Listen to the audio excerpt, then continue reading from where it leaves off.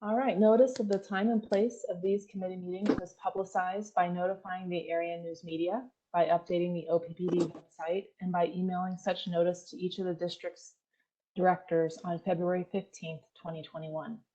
Thank you all for joining us remotely via WebEx events. As a reminder to board members, senior management, and OPPD staff, please mute your microphones to reduce background noise. To members of the public, thank you for attending. You are in listen-only mode. If you have any technology questions, please use the chat feature in WebEx to communicate with the event host. Our agenda for today's meeting is as follows. We will conduct a closed session to discuss one item, an update on executive development. We will conclude the discussion to open the WebEx meeting to allow the public and OPPD staff to join at approximately 2 p.m. We will then begin public session to discuss the system impacts of the polar vortex and receive brief reports from each committee. The board may need to discuss competitively sensitive information in closed session with respect to system impacts of the polar vortex. Director Moody, do we have a motion to go into closed session? We do, in fact. I move that the board go into closed session at this time, 1:02 p.m., to discuss an update on executive development. A closed session is necessary because the discussion will involve competitive and confidential compensation and retention information, as well as performance evaluation information relating to the executives. A closed session discussion is necessary to prevent needless injury to reputations. Second. All right, I have a second. Yep. Yes. Bogner, Yes. Kavanaugh, Yes. Howard, Yes. Mulhoff,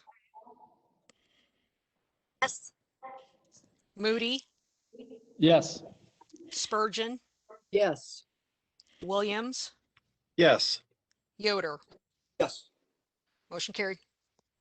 All right, the motion to go into closed session has passed. This closed session will be limited to discussion regarding an executive development update. No votes or other action will be taken.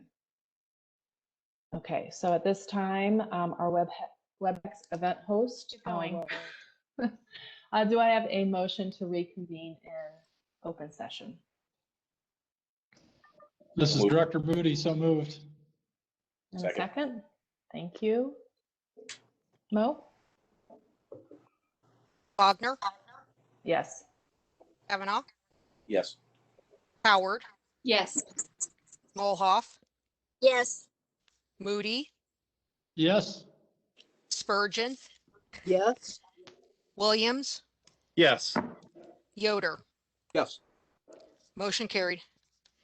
The motion to come out of closed session at 2:06 p.m. has carried. This closed session was limited to the discussion regarding an update on executive development. No votes or other board action were taken during the closed session. All right, so earlier before the closed session, I made the announcement regarding public notice of this meeting.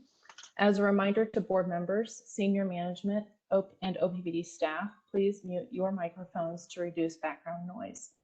To members of the public, thank you for attending. You are in listen-only mode.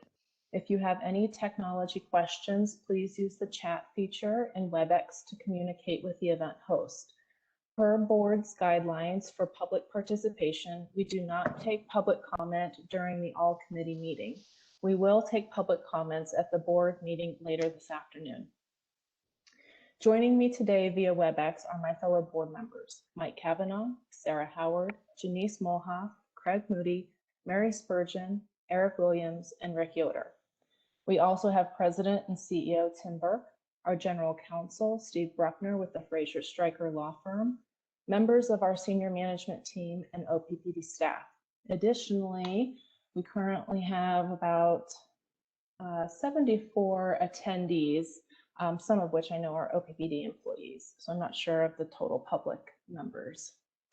We did conduct a closed session to discuss an update on executive development. As noted on the agenda, we will discuss system impacts of the polar vortex and receive brief reports from each committee. The board may need to discuss competitively sensitive information in closed session related to the system impacts of the polar vortex. Tim Burke will now give the safety briefing. Great, thank you very much, Chair Bogner. we have been talking for almost the last year about the 10 actions for every Nebraskan to take to slow the spread of COVID-19. And I think what's important, as I shared with the board report this week, is that even though vaccines are taking place, it doesn't mean that once you have a vaccine that you will not get COVID-19. It may mask even the symptoms greater from what we're hearing from the medical profession to that we may have less of a knowledge that we may have that virus that could be passed on to others that have not gotten the vaccines yet. So it's very important for us to continue to practice our 3 W's: wear a mask, wash your hands, and please watch your distance. So thank you very much. On today, those that may be at home, please look around your surroundings for any tripping hazards. And if you're out in the cold at any point in time, it's not 25 below zero, but it's still very cold, 18 degrees or something like that today. Just be mindful of the wind and the wind chills and protect your extremities. So with that, that concludes my safety briefing for today. Thank you. All right, thank you, Mr. Burke. Let's see, we're going to go right into the 4 vortex system impacts. Mr. Burke, would you like to give some introductory comments? Yes, I'm going to do that. We have gone through a very interesting week period of time. And actually the work that the Oppd team has been doing really started really early last week as we saw the temperatures and began to prepare for that. What we want to do is provide a relatively high level. I think the media has done just an exceptional job of covering this topic. The difficulty is you get a 30-second soundbite or a 40-second soundbite to take a very complex topic that's been going on over the last week. And so what I wanted to do is to have the opportunity to share with the board and the public the activity that's been going on over the last week at Oppd in preparation for the polar vortex and the severe weather that we had and the impacts across the Southwest Power Pool, and to really hopefully lay to rest some misinformation that may be out there or misperceptions that may be out there. And we'll have the opportunity to do that and then take questions from the board. So we're going to have Mary Fisher talk about the preparation of the generation team and what they did and how they did that, specifically in their fuel piece around the generation side. Vice President Fernandez will talk about energy marketing, some of the SPP related elements, what was going on in that market. Troy Vai will talk about not just our transmission and distribution side and how it held up in this process, but also our Energy Control Center and operations team is accountable for the load shedding process. So he's going to talk a little bit about that. I'm going to flip Lisa Olson and Julie Komtak. So Lisa will go first to kind of talk about the work we were doing and trying to get our messaging out. And then Julie will talk about the customer engagement work that we were doing. We were doing a bunch of inside Oppd stuff as well. So Kate Brown's going to talk a little bit about the work we were doing at Oppd to make sure that we were also participating in the energy conservation and related areas. And then Scott Foch is going to talk about our after action review and how is that starting within Oppd already on the pieces that we had accountability for and that we can certainly look to and improve in the future. Again, this is the first time in 75 years in Oppd's history we've had to do this, and the first time in 45 years for the Southwest Power Pool to be able to look at this kind of event in this way. But there will be learnings, and we will learn, and we will improve, and we'll make changes in that process. And then we'll have an opportunity for the board to ask us any questions that they may want. So with that, I'd like to turn over to Mary Fisher to talk a little bit about our generation side. And then Mary, just go right into Javier talking about energy marketing. Thank you. Great, thank you, Tim. Today I'm going to share a little bit about what goes on behind the curtain in generation and some of the things that we've done and adversities that we've been through over the last week. As we started in looking at the weather and we were seeing the cold coming, our North Omaha 5 unit was down for a planned outage. It was scheduled to be down for 3 weeks. That team really worked very hard to bring that unit online 2 days ahead of schedule. That is very difficult, and we're extremely grateful for the dedication that it took to do that. And we experienced a tube leak at Nebraska City 2 station. And we had engineers that went out and they put a drone inside the boiler so that they could identify early on where we had problems in our tubes. In doing that, not only were they able to get with the state boiler chief and come up with an innovative way to make weld repairs very quickly, but they probably saved us over 60 hours of additional downtime by doing the actions that they took in Nebraska City 2. As we came back on power from Nebraska City 2, we experienced some frozen steam coils. Once you take a unit down, obviously you're subject to freezing water inside your pipes that are in and around the plants. Those steam coils, I've just learned right before we got on this call, are just now starting to thaw. So they've been frozen for over a week. And so what we're doing is we've been operating at a reduced efficiency, which means that Unit 2 has only been able to operate partially throughout the last week. We have systems engineers at Nebraska City that stayed overnight in negative double-digit weather, trying to get our emissions equipment to work, and going through frozen pipelines and different alternatives to try to get our emissions equipment up and working, which they did successfully. We lost condenser vacuum on Nebraska City 1, and it took us 2 days to recover full load through that experience. It is extremely rare, and I mean extremely rare, that we would run our peaking stations in the winter the way that we have. Over the past week, Cass County 1 has operated 76% of the time.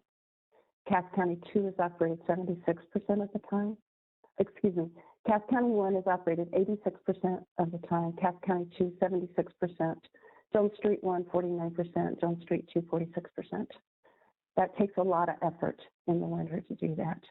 Not only does it take effort from my fuels department, who work day and night over the weekend to get hundreds of gallons of fuel oil delivered, along with our supply chain management team to keep these units running, but it also takes steam fitter mechanics to go out and clear the roads and plow and clear our parking lots and de-ice our sidewalks. Just tremendous effort by everyone. Our Sarpy County units, we have 5 units at Sarpy County, all have experienced some form of outage and some form of generation over the past week. It's been challenging, it's been a battle. But these units are resilient, and we have 3 of the 5 currently ready for operations at full load. Maintenance crews were split. We put them on days and nights. They gave 24/7 coverage to the plants for anything that they would need over the evenings and into the cold hours. We had parts expedited. People were delivering them in the middle of the night to the plants. Great teamwork overall by the entire district. We had people who worked 11 days straight under extreme stress and long hours. We used fire hoses to bypass water lines and to keep the necessary water flowing. We've had coal piles that are frozen that we've been using and trying to get into. Typically, a train that we could dump in 1 to 2 hours is taking about 16 hours due to having to thaw it before we can dump it. We experienced a train derailment and cleanup, and the team has done nothing but extraordinary accomplishments in the frigid weather. And I just want to end by saying thank you to our partners in this. We've had a lot of support, not just within the district, but outside of the district, from Sapp Brothers, Nebraska Iowa Supply, Arms Oil, and Stern Oil, giving us that necessary fuel oil as we needed it. And then MEG has just been a terrific partner in supplying natural gas, and Javier is going to speak a little bit more to the natural gas situation and what we had to do in order to supply natural gas to these units. With that, I'll take any questions or turn it over to Javier. All right, thank you, Mary. Any of my board members have questions? Director Williams, I see you here. Great. Thanks very much for the update, Mary. And I know we talked about the potential for executive session due to competitively sensitive information. I know this is still ongoing. Will there be additional updates with more detail about the specific operations at our facilities available in the future, so we understand what was or was not working at any particular time. Is that something we can expect during a future report, or what specific information will be available about the operations throughout the period of last week, for example? I've not put anything like that together. Obviously, we've been extremely busy, but if that is something that the full board decides that they would like to have, we can certainly put a summary together for you. And I apologize, I don't mean immediately. I guess I expect that there will be continued updates over weeks and probably even months, just like has happened in other locations under extreme circumstances like we've experienced. But I guess I'm just trying to understand expectations about what is competitively sensitive information that might not be, that might need to be in an executive session versus what we might expect in the future at a later, more comprehensive reporting time.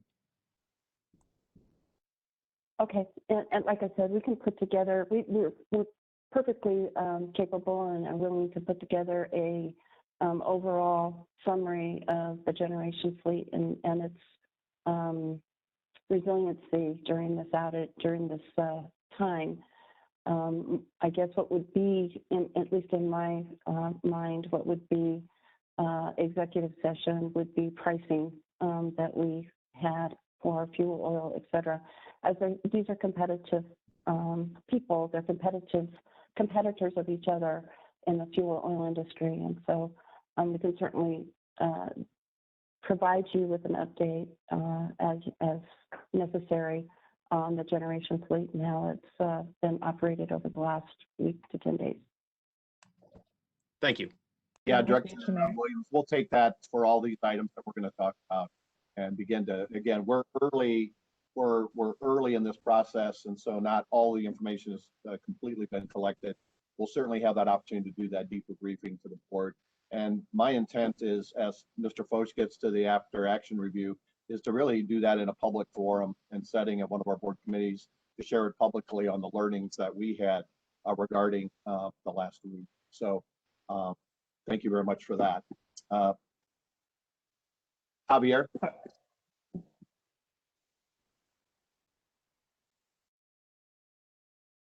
Can you hear me?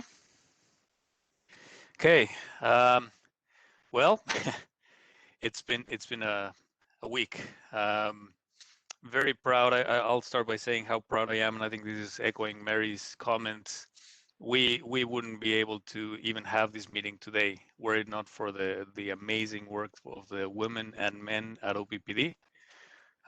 Everyone from every corner of the organization who we've been training for this event. We never really wanted to have this event, but we performed really well. What I'm going to talk about today really quick, and this is probably one of the biggest topics of conversation that I've heard recently, it's SPP. So let me just give a high-level overview, and I'm not going to get into the specifics of how the organization works, but why we joined SPP, the Southwest Power Pool, the benefits that we derive from that and our customer owners derive from that partnership. Then I'm going to go into the energy marketing, how we interacted with SPP, and then I'm going to talk a little bit about gas, which will be another big topic to continue discussing. So as you all know, Oppd is a member of the Southwest Power Pool for many reasons. I would say chief among them is a shared belief that greater interconnection and collaboration is in the interest of providing a critical service for the good of Oppd's customers. Three main benefits that I can think of top of my head, probably the three biggest ones are competitive pricing through a day ahead and real-time market system. It is an efficient market that allows us to efficiently use the assets of our customer owners. We have been able to maintain competitive rates, I would say, in part because of our membership into the Southwest Power Pool. It allows us to efficiently allocate our resources and offer them in the market, and all of that is for the benefit of our customer owners. The second one is probably more germane to what we saw a couple of days ago, which is the pooled resources of a large footprint of 14 states allow us to ensure reliability, resilience, and reduce the need for additional local generation. In times of need, like we experienced just a couple of days ago, this is where having a large footprint with pooled resources makes a lot of sense. where all of us come to the assistance of others. And I'm going to talk about that in just a minute. The third benefit is the flexibility to meet any number of goals. Very important for us and for the board is environmental goals, right?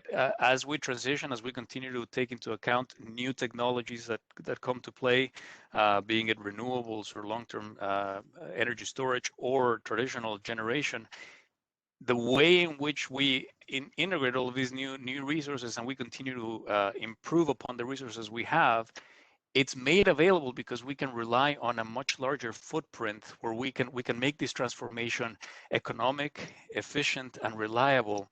Whereas if we were on our own, that transformation would be incredibly expensive, very risky from a reliability perspective, and probably would take a lot longer time. So those are the benefits that I can quote on the Southwest Power Pool. So without others to lean on this Southwest Power Pool, on this pool concept, outages and reliability impacts would have been much more intense, as we're probably seeing south from us.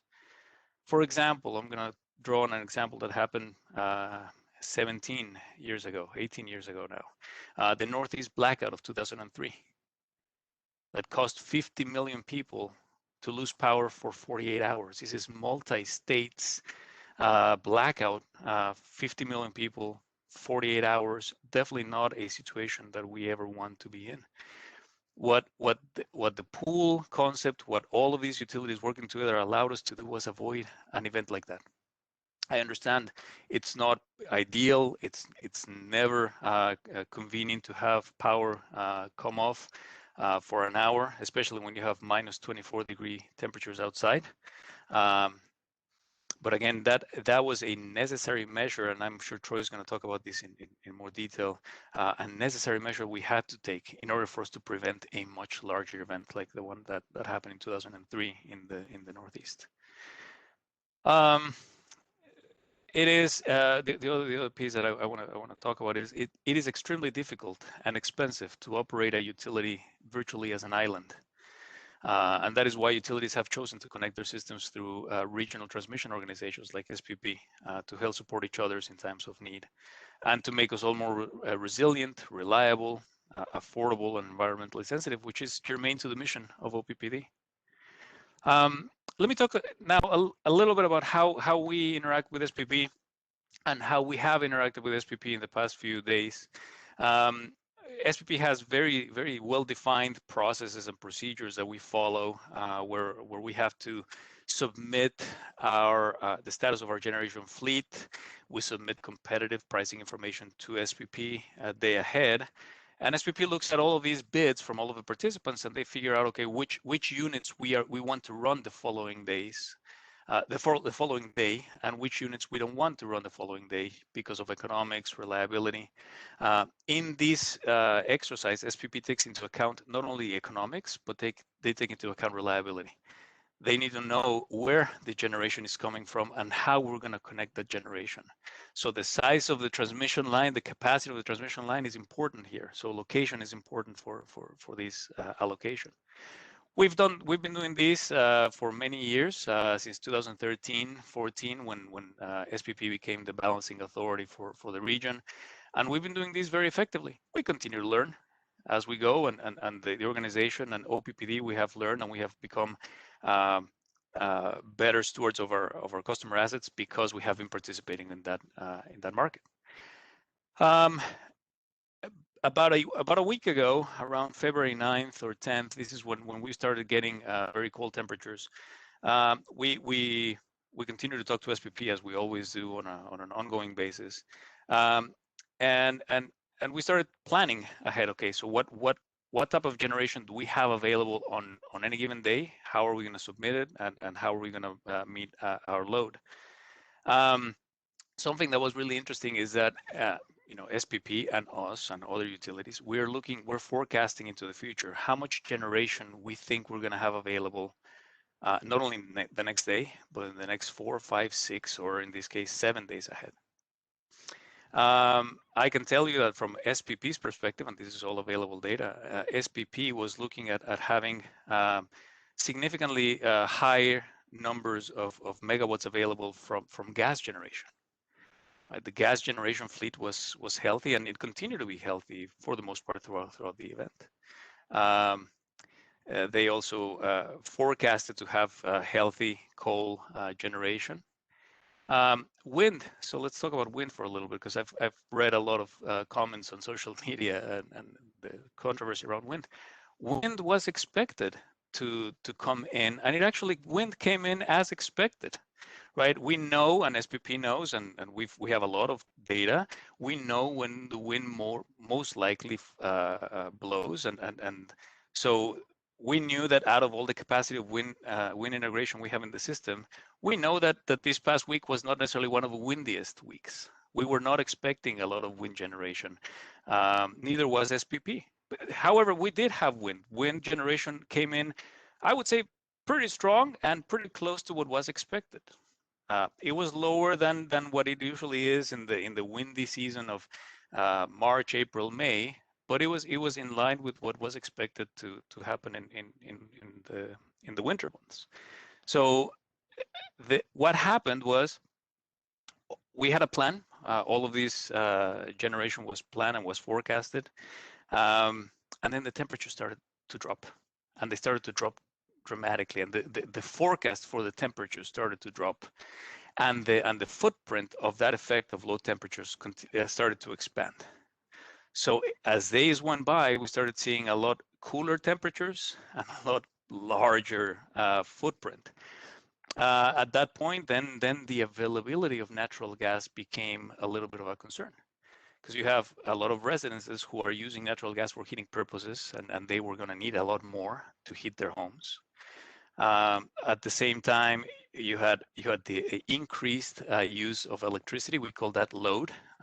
So the load forecast started to go up as well, and that is for residences who have electric heating in their homes too, right? So we knew that a lot more people were going to need both electricity and natural gas to heat their homes. That started to create a little bit of a concern, actually quite a bit of a concern in the market, because we were relying on a healthy generation fleet coming from natural gas. And even though the actual machines, the infrastructure was doing well and it held up okay, Mary talked about challenges. For sure, we had challenges with the temperatures, but by and large, the fleet was healthy. The fuel became an issue. And so as time went by, the forecast for generation of gas going into February 16th, which is the day when we had the majority of our controlled outages, the generation forecast dropped significantly. It was an availability of gas, probably one of the biggest constraints that we had as we operated the system. Very important, and again, it's from my perspective, it's really important for our customer owners to realize that it's the balance between wind, renewables, coal, natural gas, nuclear. It's incredibly important. It's a balance. It's a system that has to work in balance and in concert, and no single resource will sustain the entirety of the footprint at any time. And likewise, no single resource can be blamed for what we had today. So let me talk a little bit about natural gas.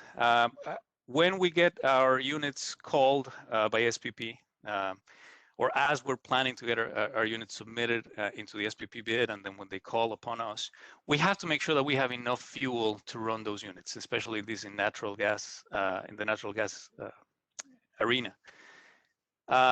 We have been working with natural gas providers, and we have been buying gas to keep those units running. And what we saw, and again, I'm not going to talk about specific prices, but the scarcity of gas was evident.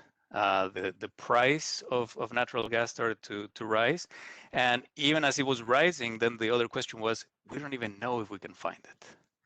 Right. And so the team, and this is something that I am super, super proud of my team, about how resourceful they were, trying to get as much gas as we could, as fast as we could, for as little money as we could, so that we could keep those units running. Again, it's not because the unit was failing, it's just we needed to make sure we had enough fuel in there.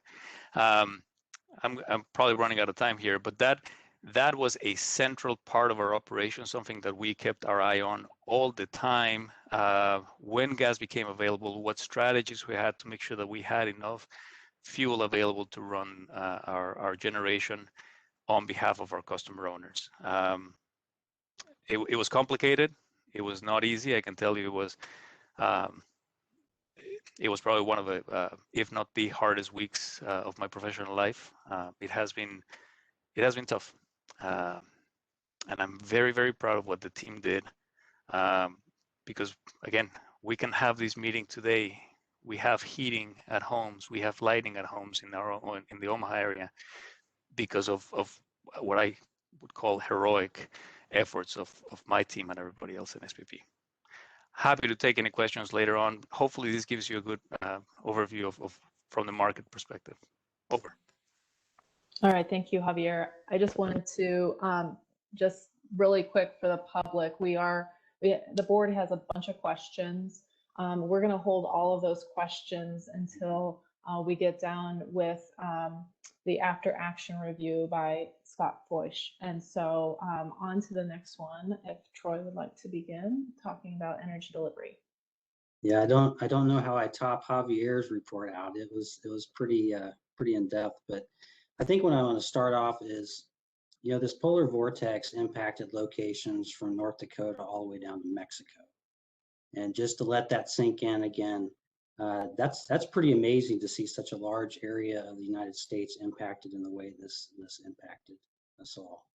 With that being said, our transmission and our distribution system held up extremely well during this time, especially considering the frigid weather and heavy loading we saw.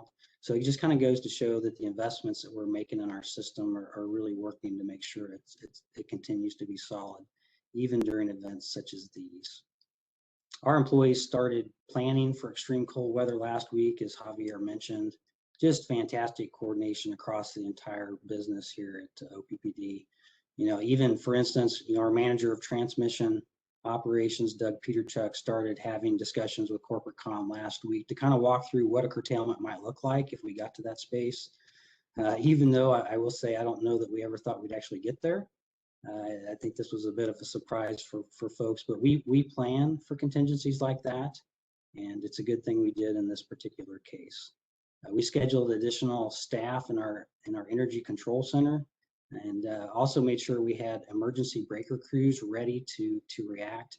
Because if we get into a situation where you're turning circuits on and off, especially in extreme weather, there's always the potential that one of those will not come back on and you'll have to send folks out. So if you think about our hour-long curtailments, by the time you get through the hour, you try to actuate the circuit, it doesn't work.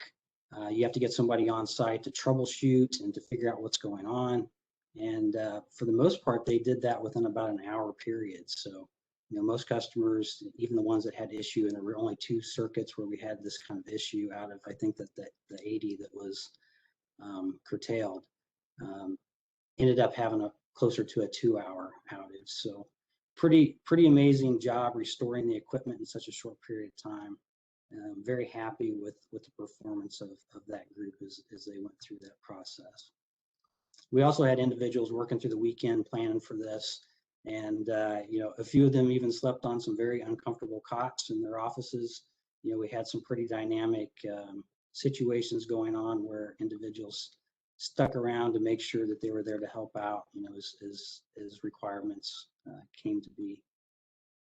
I definitely want to give some special recognition to our employees out at our Energy Control Center who monitor and flow the electrons in our system. They did a fantastic job of navigating us through a challenge that we've not seen before. So very, very impressed with that group. I set out there with them for a couple of days and was super impressed by their dedication. We also had numerous calls with Southwest Power Pool starting at the end of last week, from dispatchers all the way up to their executive leadership, sharing information, talking about what we're seeing, trying to plan ahead. I was super impressed to see the Southwest Power Pool senior leadership make themselves so available. They were available through conference calls, one-on-one discussions, and that really helped us in that space. We also have a lot of additional discussions with other neighboring utilities during this event. So all of our neighbors we planned with, we discussed what we were seeing and shared learnings. And as Javier mentioned, I just want to hit this again. You know, SPP is more or less our air traffic controller for electrons in this region, and they're put in place by FERC. They oversee the grid and they direct utilities to act in the best interest to maintain the stability of that grid. So if the grid fails, which Javier kind of talked about instances in the past where specifically in kind of that New York area where it did fail, it can cause multiple outages in multiple locations, and restoration for an event like that is days and sometimes can be even up to a week depending on how severe it is. Curtailments are used as a last resort and are really there to make sure that the grid does not destabilize in this manner. So it's a pretty serious situation when we start headed down that path. And unfortunately, as we moved into Monday, the entire region became pretty tight from a capacity standpoint. Monday morning, we received an emergency call from Southwest Power Pool requiring Oppd to shed some load. It caused us to start our curtailment plan, and we started with portions of Bellevue and South Omaha. And I believe we got a little bit into Papillion, but not a lot in that aspect. I'll talk in a minute how that was chosen. But one thing I wanted to highlight is when the entity who's over the reliability of the grid calls you, you have seconds to respond. You don't have minutes, you don't have hours. You've got to do it pretty quickly to make sure that you keep the system stable, and our folks were able to do that really well. Monday's event was pretty short-lived. The outages didn't last very long. Had customers back pretty quick for the most part. Tuesday was a little more difficult, where multiple curtailment blocks were executed due to the requirements needed for the grid itself, and so those curtailments were seen in places like Papillion, La Vista, Springfield, Central Omaha, Ralston, West Omaha, out to Elkhorn, Northwest Omaha, Bennington, Midtown. So you can see we ended up having to rotate through several sections of the grid during that particular day. Just a little background: our curtailment program was created 10 plus years ago, so it's been out for a while. It was created to ensure that we could maintain reliability when we're going through one of these events, but also to ensure that we try to be as equitable as possible as we move through an event like this. We group curtailment sections by circuits and the volume of expected load that comes from each one of those areas. We also try to avoid critical loads like hospitals and 911 centers and things of that nature to make sure infrastructure stays in place. The plan called for curtailments to start in general in that kind of Bellevue, South Omaha area. And so when the plan was created, the group had to decide where do we start with something like this. And after lots of conversation, I think thinking about where our generation resides within our footprint, with quite a bit of it being in that general area, the thought was if you started there, looped around, and then got into a full restoration event, most likely that area would be one of the first to come back. And so that's in general, that's how that area was chosen to be first. If SPP had asked for a larger curtailment volume the first day, like they did the second, you would have seen a much broader area that had to go through a curtailment.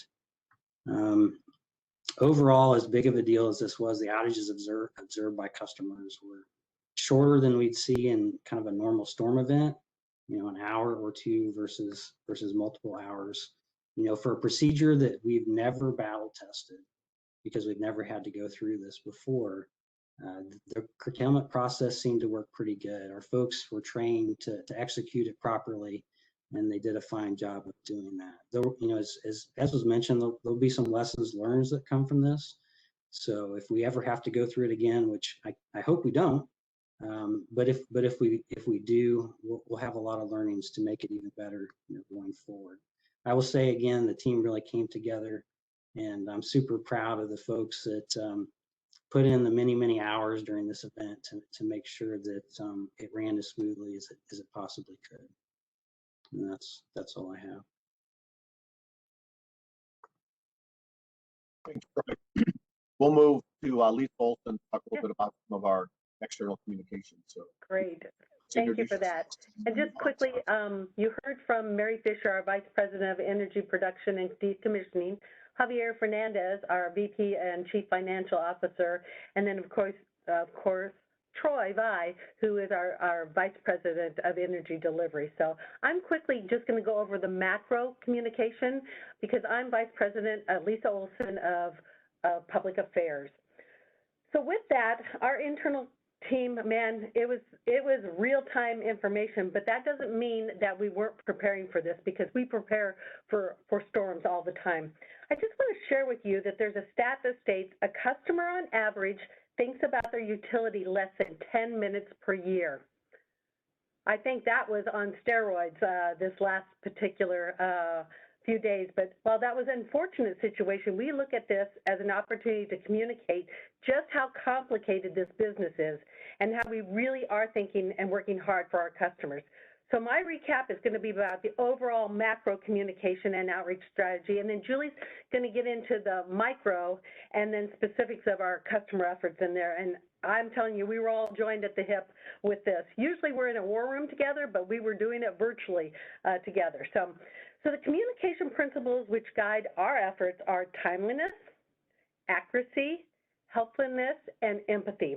And I know that timelessness principle, it was complicated in this situation because due to the market and grid conditions across the entire region, it just wasn't about Omaha and our 13 counties. It was about all the way from Texas all the way up to Canada.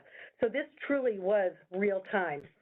So here's a brief summary of actions to date, and of course we'll do a complete summary after the event, as well as lessons learned, which we do after every event, because we always want to strive to do better. So just quickly, our goal is to be the best source of information, and people did come to us this time. Our hub, which is the Storm and Outage and Oppd.com, saw nearly half of our annual traffic in 2020 in 4 days. Let me repeat that. In 4 days, we saw what we saw 50% of in the whole year of 2020. We had 251,000 page views on our Storm and Outage. Even the media goes to that. So thank you so much to our friends in the media channels. Our Oppd, The Wire, which is our content site, and the team does a beautiful job telling the stories behind the scenes, because as I said, this is complicated. Our top posts were Oppd asked for customers to immediately conserve energy, prepare for controlled outages due to extreme cold, answering your questions. We did a lot of work on the FAQs, and a lot of people went to those, so continue to go to that resource. We also, this particular event, did it in Spanish and in English, so that was a nice add. And then how does this work? The Southwest Power Pool, and that information. We told that story probably 18 months ago, 24 months ago, and so we're revisiting that because we know now people want to know about SPP. We were telling the story, but now we've got that 10 minutes of time to do that. So total, overall, we saw massive amounts of increases in our traffic, and in Oppd.com, we saw over 100,000 new users to our site, and our total traffic was almost 700,000 page views. And so we're going to take that opportunity to keep people engaged during that time. We had over 35 interviews, thanks to Tim and Jody and the team. We were trying to get out there as much as we can, and we did proactive calls to most of the media, and they were very responsive as well. And then, of course, had multiple contacts from across our service territory, and then also national publications as well. So let me switch to the virtual world of social media. Our team, man, there were over 7 million impressions and over 100,000 comments, likes, and shares, and we'll do a debrief on that. There were some good ones, and there were some people that people came to rescue to say, you know, that they're real humans on the other side of this. But you'll hear more about that sentiment and so forth.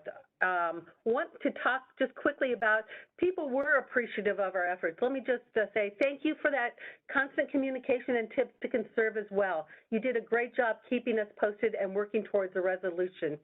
And another one that said, as for our house, we'll keep conserving and a bit more, and it's a good thing to do. So they appreciated the diligence and even our board members. So thank you for that. And then we did outreach to elected officials across the state and into our service territory with mayors and city planning, and did a lot of outreach. So I want to thank the team in closing of that. It's not over by no means, and we don't stop communicating. So a big thank you to OPPD team and their continued focus on getting accurate information. Let me repeat that, accurate information, so that we can be the best source of information. So now I'll turn it over to my colleague, Julie Komtak, Vice President of Customer Service. Julie?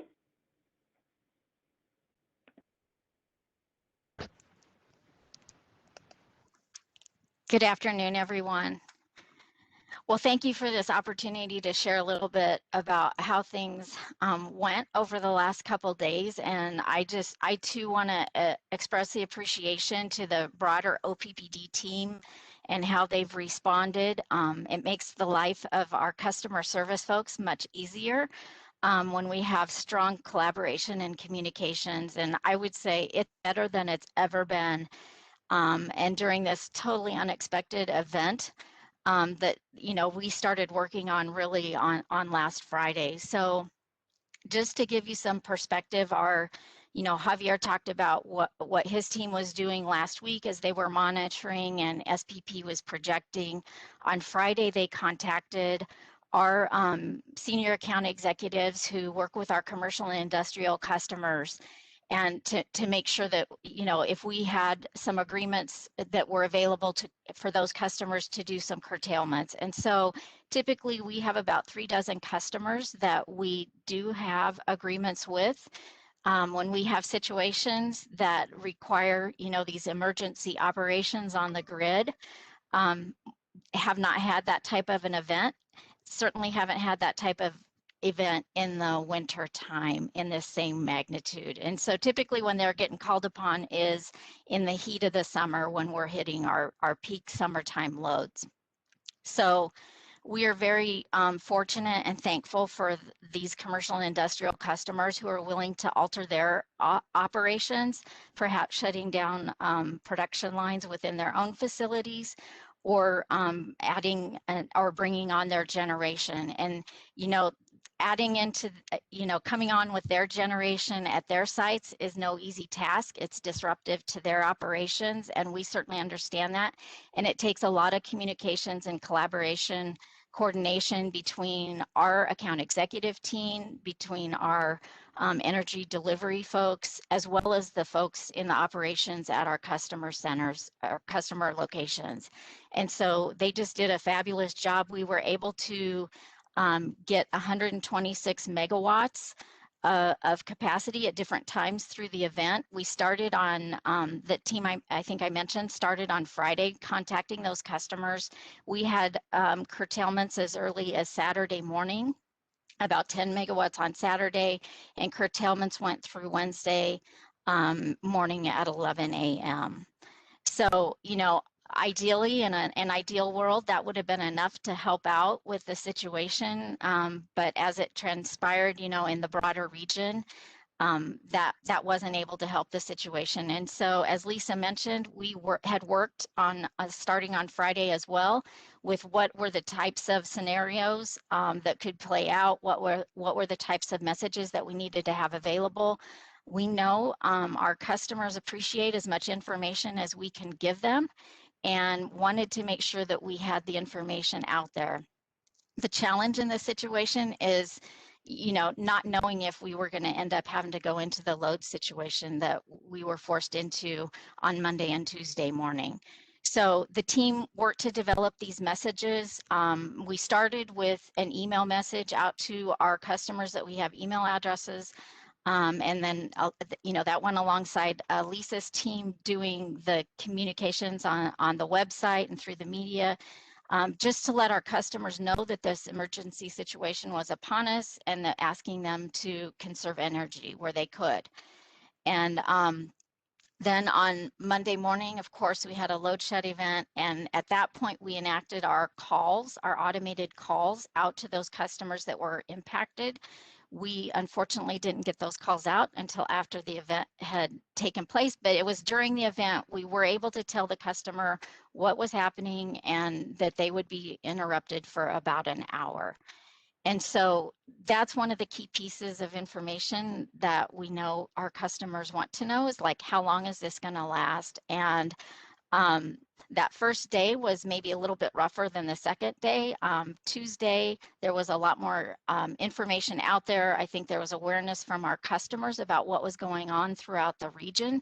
So the sentiment from Monday to Tuesday in the customers that we talked to had changed pretty dramatically.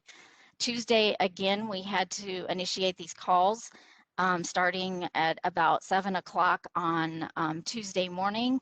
And again, some of those were reactive. The customer was getting the call during the outage event, but then as the morning went on, we were able to stage and get calls out to customers so they knew a few minutes ahead of time that they were going to be without service. So I think all in all, we were able to leverage the technology that we do have in place to make sure that our customers that were going to be impacted directly were getting the information. And we just appreciate their patience during the process and the event. And again, appreciate the customers, the business customers that allowed us to minimize the numbers of other small business, commercial customers, and residential homes that would be without power because we were able to get those firm curtailments. Another aspect of the work that the team did, the account executives worked closely with school districts, and that work was going on. Again, we were having communications over the weekend with some of those key accounts, but then on Monday having the conversations so that the school districts could make some decisions on whether they were going to have students in person at school, knowing that there was this possibility that we could be curtailing our customers. So another aspect of, the service, certainly in the contact center, making sure that we had our phones staffed up with all the available reps. So I appreciate the team that put in some extra hours to make sure that they were available there and able to keep up with our customers' calls.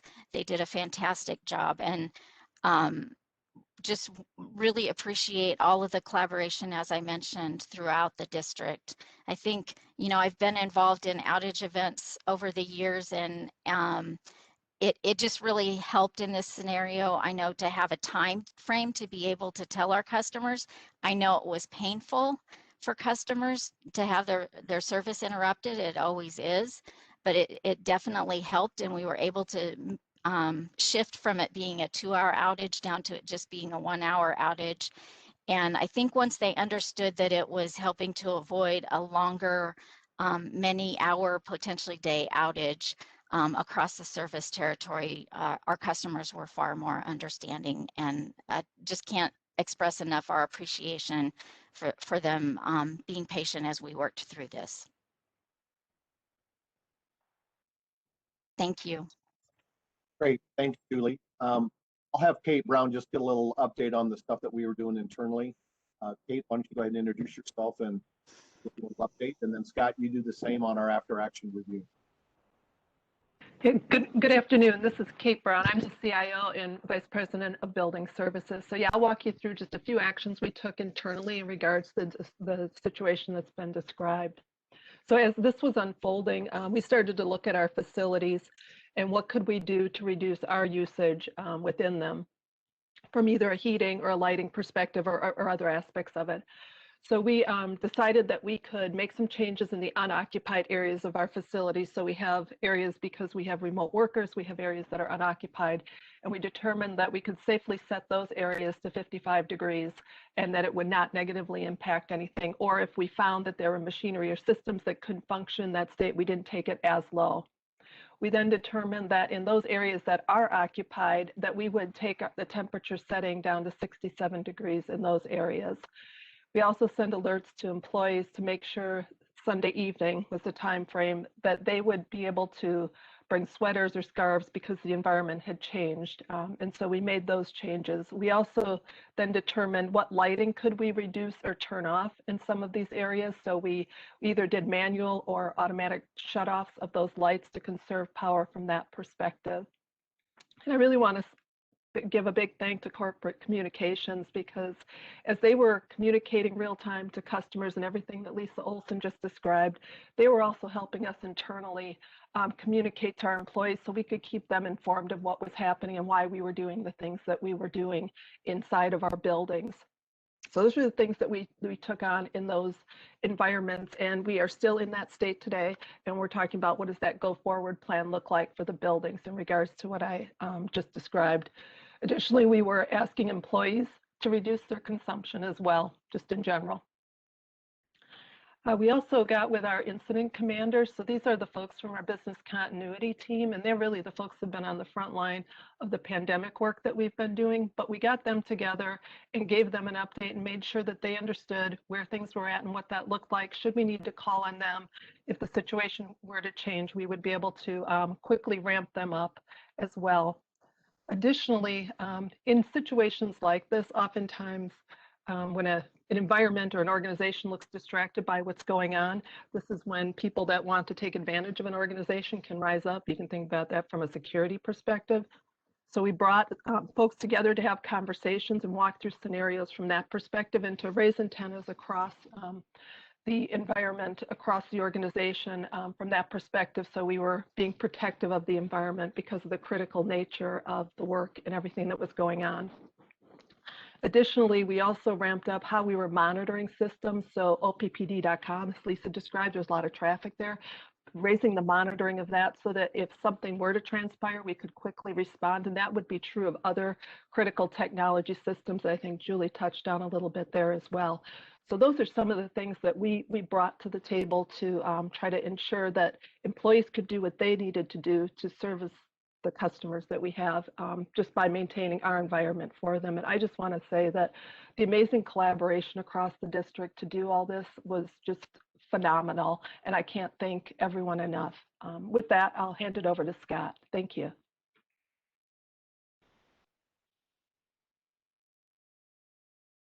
Good afternoon. Scott, I'm Vice President of Corporate Strategy and Governance. During a conversation with senior management earlier this week, we confirmed our intention to conduct an after-action review. I just want to say that this will be facilitated by leadership in the enterprise risk management team and with support from our continuous improvement team. And we will engage all areas who are part of the support to manage this critical work and minimize impact to our customer owners. As you can imagine, employees across the district and across every level have been focused on risk identification and management, from generation to transmission and distribution to customer service. We all engage in this on a daily basis. What are the inherent risks with what we do? Are we analyzing them appropriately? Are we mitigating them sufficiently? And times like this test that. Times like this bring us to this space. Are we sufficiently and adequately prepared to handle inherent business risks associated with our system? Many plans have been mentioned through this conversation. For example, VP Troy Vai mentioned plans to execute curtailments. VP Olson mentioned communication plans. VP Komtak mentioned customer service plans. So we're preparing with to do an after-action review with the thought of, did we understand the situation early enough? What was expected to happen when we're executing our plans? What actually occurred when we executed them? What went well and why? What can be improved and how? And so the conversations that we're having today, the questions that the board will ask, the questions and comments that we hear from the public in the board meeting later will also be helpful in terms of understanding what it is that we best need to understand as we conduct this review. On a personal note, I want to say, and I think you've all heard it just now, Oppd is the most mission-focused organization for which I have ever worked. During every moment of every day, the women, and men of OPPD strive to provide affordable, reliable, and environmentally sensitive energy services to our customer owners. It is during times like this, perhaps more than any other time, where it is so resoundingly clear that that's what's been done. And I'm just grateful for the people that spoke here. I'm grateful for the board and your support.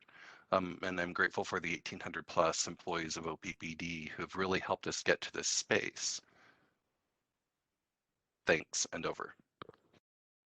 Great, thanks, Scott. And Chair Faulkner, I'll turn it over to you for the Q&A, and I'll make my final comment at the end of the president's report at the board meeting today. So thank you very much for that. Thanks for the opportunity for allow us to share and be willing to answer any of the questions that the board members have for us. So thank you.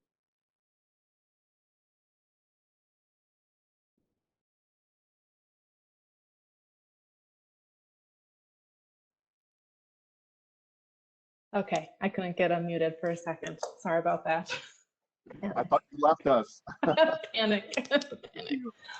All right. Okay, so this is what I'd like to do. I know that we all have questions. And so instead of one director going down their entire list, I would like to spread the love a little bit.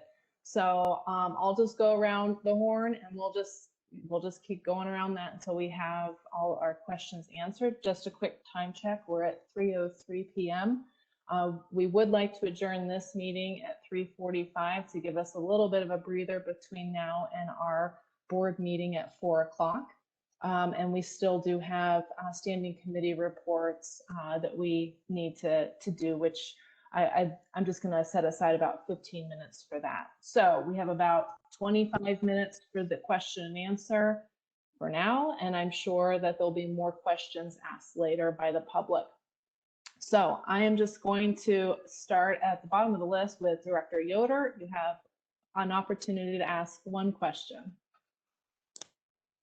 I don't know that I have any one question. First, I guess are we allowed to comment as well? You are allowed to comment now. Yeah, I just want to say that my perception in comparing and contrasting what's happening down in Texas with what's happening here is that that market down in Texas is an example of what not to do, and that the SPP market is of what should be done. And the team here, as well as what happened in SPP, I thought things went very well. I know people were annoyed, but this is exactly how things are supposed to happen. And the outcome, people are annoyed, people are frustrated, but I thought the team, Tim, your team, everybody at OPPD did a great job. So I just want to say that at the outset. My questions are about gas availability. So Javier raised them, and I'm unclear whether the gas was available, wasn't available. It was the market that kept us from getting it because of the prices, and was it just not deliverable? I mean, that's really, and honestly, this question is the one that I'm most interested in, but I'm kind of okay to wait until there's an in-depth report on these things. I think it's just too easy to react quickly. I would like to, honestly, I'd like to know when that, let me change my question. I'd like to know when that report's going to be out, and who's on it, and where the influence will be made on the report, how we're going to gather the data. That's, I guess, what my most pressing question is.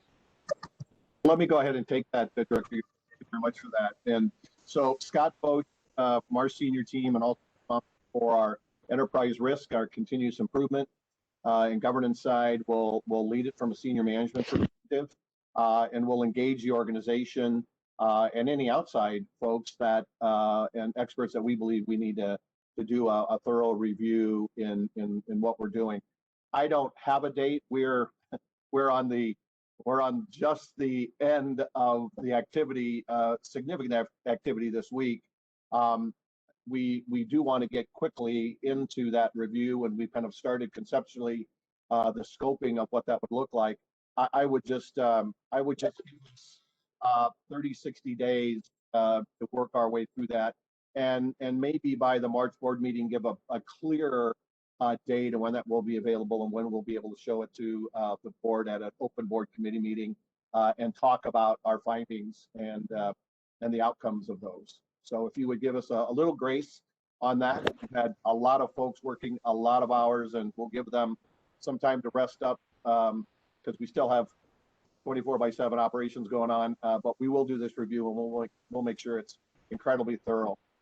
To your point, I think it's on the gas piece real quick. I mean, just from what we're hearing from the gas companies in this area, I mean, there were operational issues where production facilities couldn't operate, so they couldn't take the gas out of the well because they were froze, whether through hydraulics or through other just the severe cold that they're typically not used to in those areas of the country. So you couldn't get the supply to the pipeline, which made the current supplies of high demand and therefore really pushed prices significantly high. But at the end of the day, as we were getting to the peak in that Sunday, Monday, Tuesday period, all the gas that was being used in the market was really being used in the market. Now, we know that the Department of Energy and others are going to do a deep dive,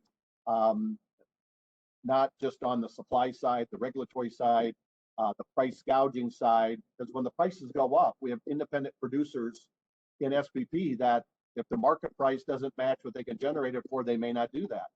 So we have to understand all of those elements. And so we'll also be engaged in that review at SPP as well. So thank you for that question. All right, thanks. Director Moody, you had asked about threading or piggybacking onto questions. I'm generally okay with that right now. I've lost kind of control of my computer here. So I'm in my own crisis mode over here. So do you have a thread or a piggyback question? I do, yes. Go for it. And I'll keep them quick. And Rick, I think Rick asked too, so I'm gonna thread on both of them, but they're quick. On the post-action review, I guess the only thing that I would say is I would encourage us to think about a mechanism by which to get input from the public beyond what we hear this afternoon. My experience the last couple of days is that I personally got some questions that were phenomenal from people that I think would be really informative. So that's a comment, don't need to respond.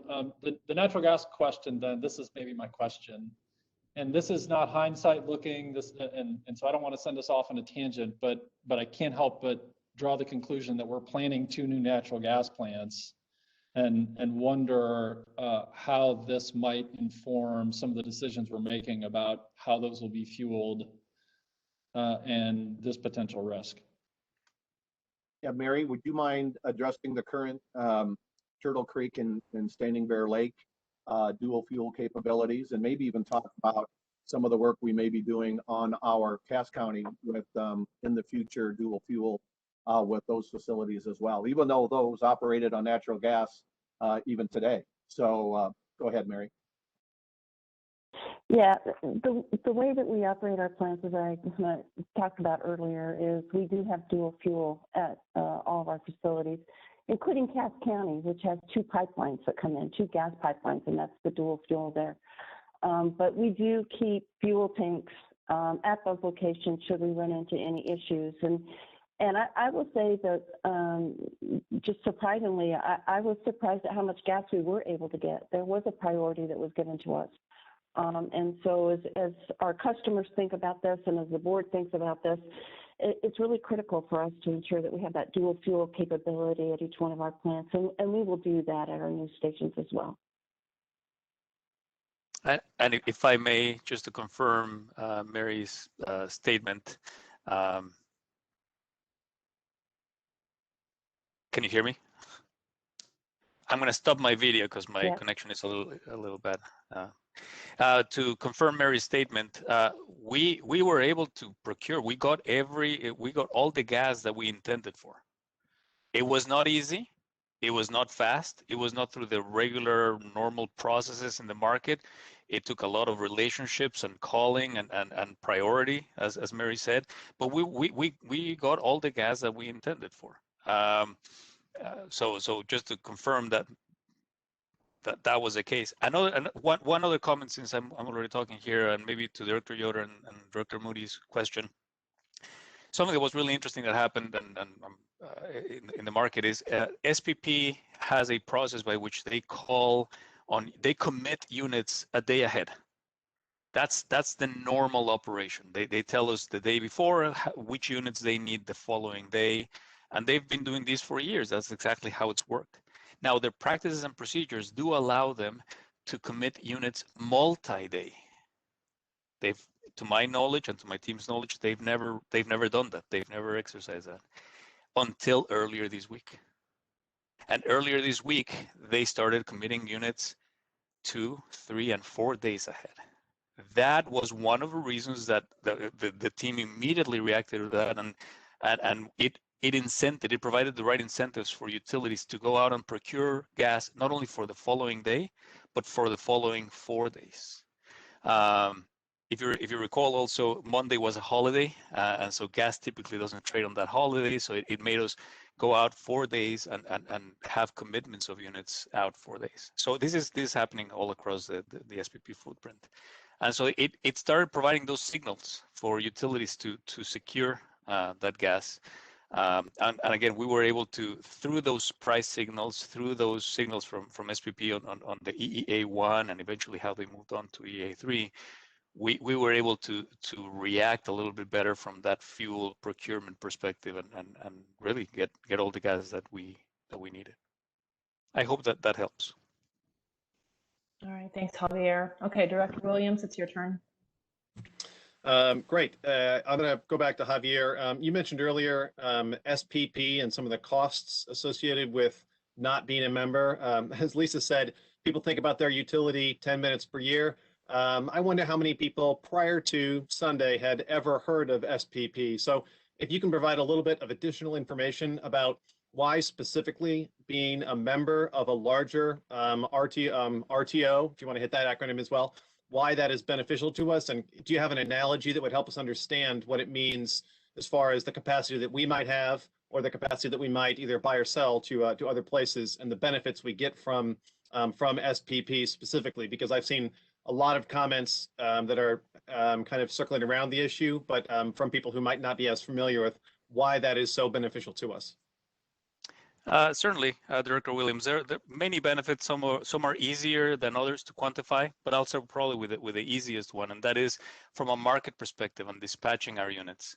And we do this type of analysis on an ongoing basis, and that is what would happen with our production costs if we were not part of SPP.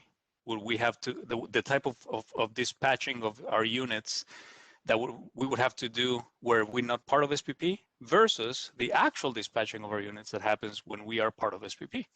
And I can tell you undoubtedly, year in, year out, our customer owners save approximately $20 million per year because of this market efficiency that SPP allows us to derive. And this is not exclusive to OPPD.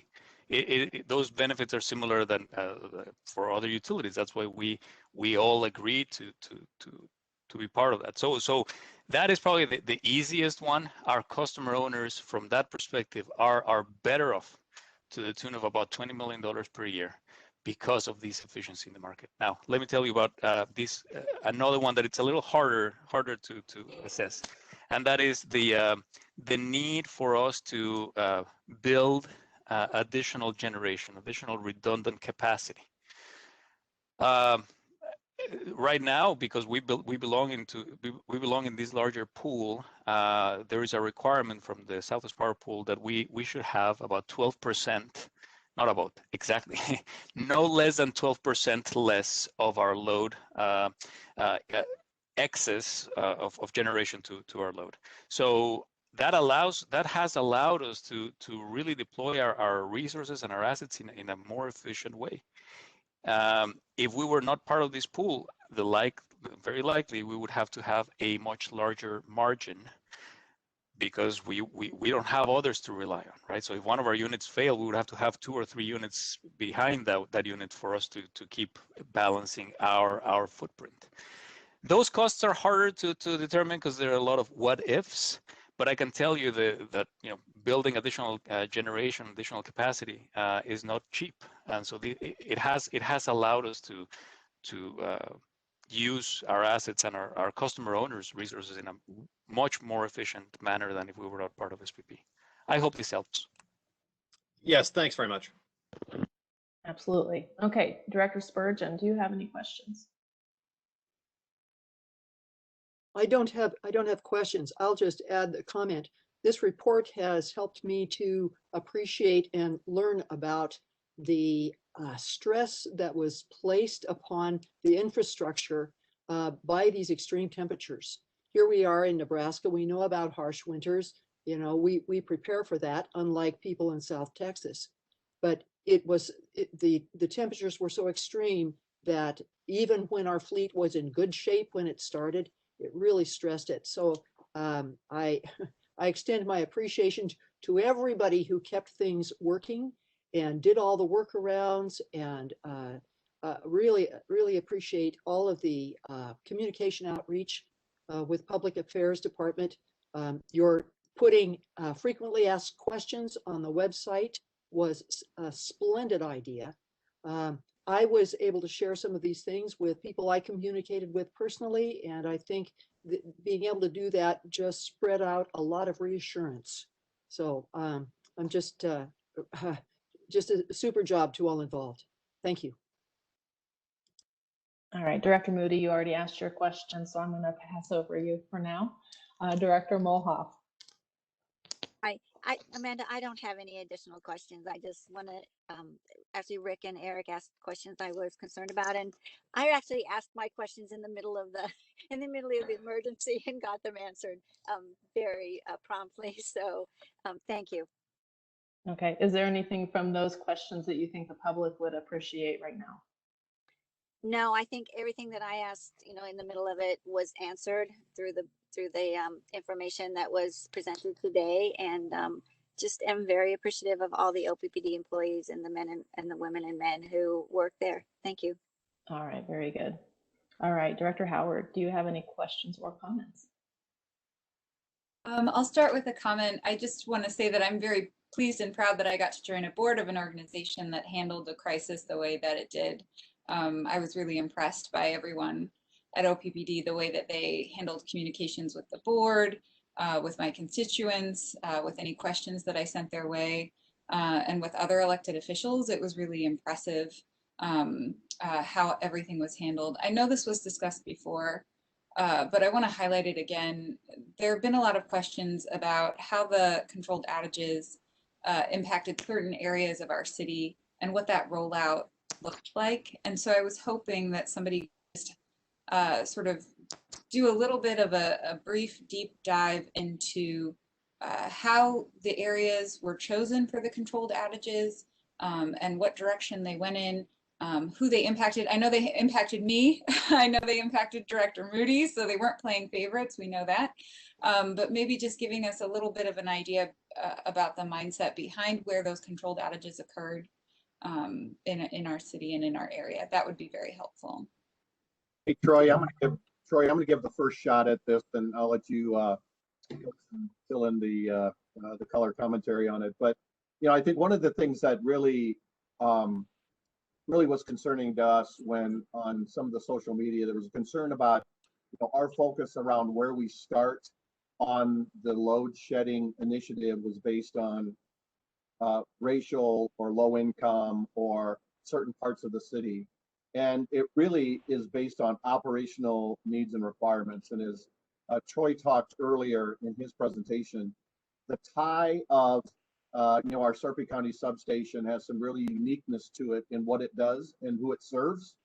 And so, and even though the individuals may not necessarily be impacted, recognize that, off at Air Force Base, the Strategic Command is in this zone and area as well, and it's really important for us to think about it. And so we really wanted to start from the river east next to a critical substation and generating station, that in the event we would have a blackout, it would be a critical, as there would be a couple other critical points in our service territory, that we would begin to start our generation and to begin to electrify other parts of the city. And again, as Troy talked earlier, it would be one of the first ones in that kind of an event that would come back and be energized and provide redundancy to other critical infrastructure in that area of the city. And so our answer, without getting into critical infrastructure kind of information, is it's based on really clear operational needs. Plan that was developed 10 years ago, and how we would lay that out in a very organized fashion. And as Troy said, as we had operational issues, when you take a circuit out and put a circuit in, you want to have crews that can kind of that outage around the territory for those kinds of events, so they're to be shortened. And so we try to do that in that methodical process and way. And I know it may not seem that way to people that are being impacted, but it has a very clear operational desire. So Troy, I'll let you provide any other color commentary to that. No, I thought you hit that very well. You know, that's kind of our starting point, and then we rotate through kind of in a clockwise manner for the most part. And it's really about that critical infrastructure that's there that define that location. All right, thank you guys. All right, Director Kavanaugh, do you have a question or comment?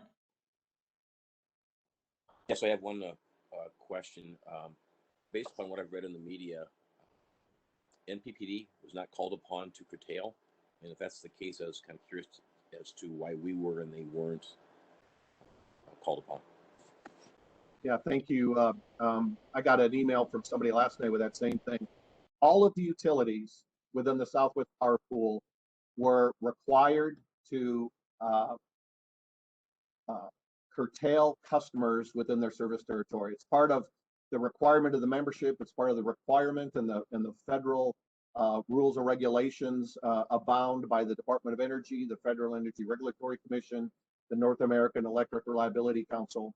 For us, we and every other distribution company and large company that's part of SPP were required to do that. It's part of our membership and part of our membership commitment to be able to do that. So they were doing the same kind of curtailment that we were, that LES was, that Kansas City Power and Light was doing, that Oklahoma Gas and Electric, Great River Dam Authority, we could just step down the river and what they were going through. So all of the local distribution companies that were members had the same requirement based on the same emergency level. Hey, Tim, this is Javier Fernandez, and Director Calvin, a clarification point here and a point of difference. It is important to remember that MPPD has a lot of MPPD's customers are wholesale customers, right? So I don't know the details, but as they had to curtail, some users may not necessarily get their bill directly from MPPD, but from one of the wholesale providers that works with them. So maybe that's part of where some of the confusion may come. So I think it's important to notice the difference between OPPD is most of our customers are retail customers, so they know OPPD is the one who they get their bill from, and OPPD is the one who had to do the controlled outages. I hope that thanks. helps. It just appears the way the story was reported, it almost made it look like we don't have to follow those rules. We do what we want. And that was my own perception, I guess. But I figured there's more to the story than what I read. So, all right, thank you very much. Yeah, good to ask for clarity there. Thanks, Director. Okay, my question to Ms. Komtak. So we have this demand side management program that we've had for several years now. We have quite a bit of participation in it from our commercial customers. You were able to call upon that, starting on Saturday and through what I understand is yesterday morning. What actions could we expect OPPD to take to increase participation in this program so that can continue to be our first line when we are being called for these curtailments? I think that there's still a lot of opportunity there. And then perhaps if you could also touch on how in the future we might have a voluntary program for residential customers or as well, like what that might look like. And I recognize that we don't have that yet. Thank you for the question. So yeah, we've had this curtailable program for quite a few years, and we've had more participation in it in the past, but there's been changes in some of the requirements, and not necessarily by OPPD, but by emission standard type of requirements. And so I think the things that we would do to continue to work with it would be, you know, through our project development and marketing team and the senior account executives and account executives really work to identify where we have customers that do have generation. And, you know, does the current rate or program that we offer, you know, appeal to all of them, and maybe what's not appealing, and how can we get more people to participate? And I would anticipate that some of this will come through our decarbonization study as the team's looking at that. And on the residential side, I know some of the things that have been talked about in the past, you know, we have our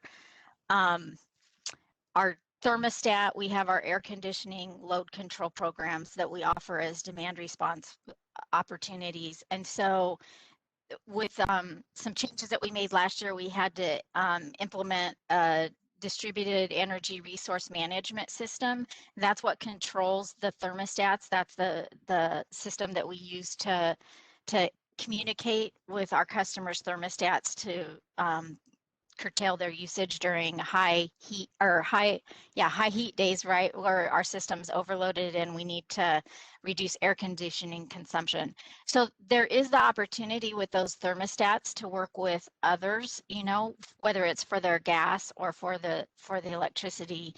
But again, it's about program design. You know, we typically wouldn't look at doing this in the winter historically, that, you know, we wouldn't have anticipated something like this happening in the winter. And so I think now that's just another aspect of the program that we would start to think about is how do these programs look, considering how the marketplace is changing and the technologies are changing. So what can we offer? All right, thank you very much, Julie. Okay, everyone had a chance to ask a question. It's almost 3:30. We have to pivot now to our standing committee reports so that we can wrap up by 3:45. Okay, so I'm going to give the first Finance Committee, and then we'll move on to Director Molhoff for Systems Management and Nuclear Oversight. Director Yoder will provide public information, and Director Moody will provide a governance report. All right, so to begin with finance, this will be my last finance report, and we'll be handing this over to Director Yoder for the rest of this year. So this past committee meeting, we did have Director Yoder join us, as he will be the new treasurer, and we had a block rate project update. So as many of you may be following, we are looking at some revisions to the rate 110, the residential block rate, and are still working through the details there. We do anticipate having a more detailed report to share during all committee meeting here in March, coming up in March, and that project will continue to evolve over the course of this year. So stay tuned. All right, that's it for finance. Director Molhoff. Okay, so the Systems Committee plus Director Yoder and Director Moody met on January 25th, and the notes from that meeting are in diligence, so I'm not going to go in depth about that discussion, but what we're doing is looking at SD9, and basically what we kind of decided was that there are areas of that SD that should go into SD13 and others that should go into SD7, and that SD9, which is really appropriate for this point in time, should focus on resource adequacy and metrics for resource adequacy, resiliency, and capacity, which is something we've been talking about all day today. So that's kind of where we are at, and the SD9 discussion will continue to be ongoing with the systems committee as I transition over from being the chair.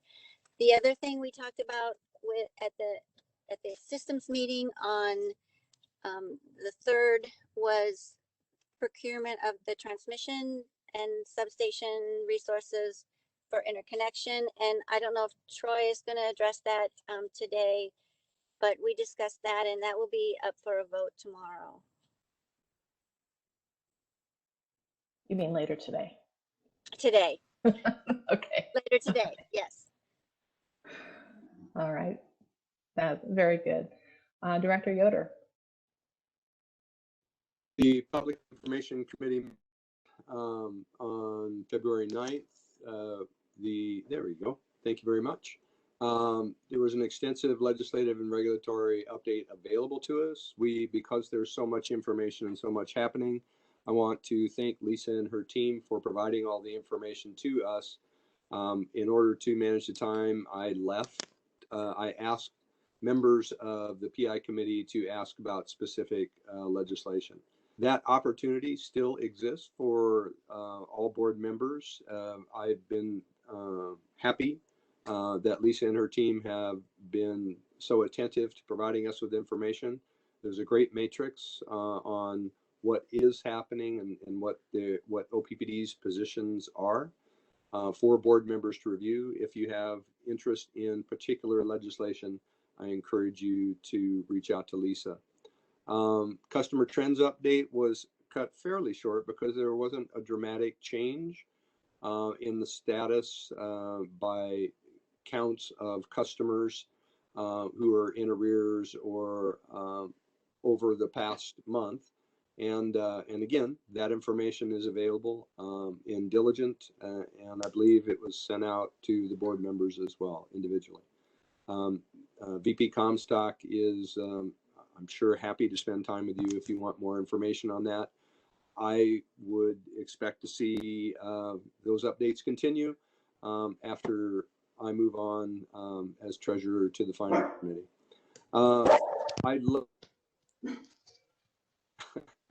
I provided red line copies of as initial stickers on the work to be done on SD11 and SD. Got some good questions back from people who were in attendance. There's a lot of discussion to happen there yet. And then the rate project update that was already presented in finance was shortened quite a bit, and a high-level review was offered to the PI committee. With that, I am complete, unless there are questions. All right, thank you. Director Moody. The governance committee met on February 12th, and there were 3 things on the agenda. The first board standing committee assignments. So later this afternoon, we will be voting to approve new committee assignments. I believe everybody knows which committee they will be on. The second item was a monitoring report for SD1. We were planning to hear that monitoring report on Tuesday, but obviously that's been postponed, so we'll find another time to review that. And then the last item was just a quick preview of some of the executive development discussion that we had in closed session today, so I won't elaborate on that. So those are the 3 items for governance. Okay, very good. I'll just make a quick comment about the standing committee assignments. So just for members of the public to understand how that all goes together, as the chair, I talk with each board member and understand, you know, what their interests are for the coming year. And then also looking towards continuity from last year's committees to this year, trying to make sure that there is some thread of continuity. So initiatives begun in 1 year that are going to span more than 1 year have some of that institutional knowledge kind of built into the committee. So that's how those come together. So I just wanted to make that so it's like a jigsaw puzzle, and awfully fun to put together. So, all right, I think with that, if there are no questions from my board about any of the committee reports, we will take a bit of a break before our